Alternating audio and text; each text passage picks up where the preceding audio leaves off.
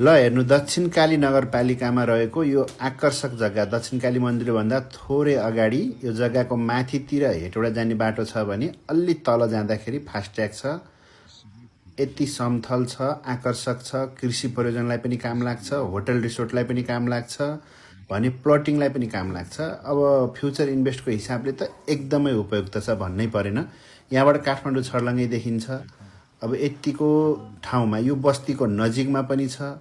यो एरियाको सबैभन्दा सस्तो जग्गा भन्दा पनि हुन्छ, तर सस्तो भन्नुको अर्थ नराम्रो चाहिँ होइन, राम्रो जग्गा हो, आकर्षक जग्गा हो।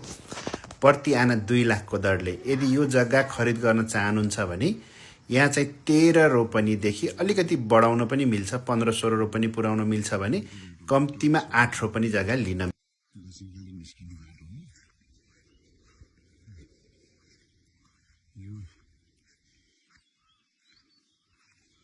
यो देखेको यो मोटो बाटो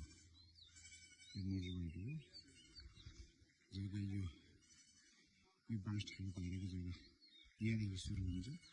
त्यो लप्सीको बोट सुनिन्छ, एक किता लान्छ, त्यहाँबाट अर्को जग्गा अर्को ठुलो किता सुरु हुन्छ। यहाँ देखिएको चाहिँ तपाईँको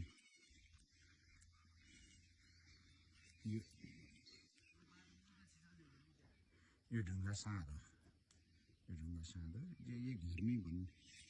यहाँ सुरु भएर लप्सीको बोट अनि लप्सीको बोटदेखि मन्दिर ठुल्ठुलो बाटो।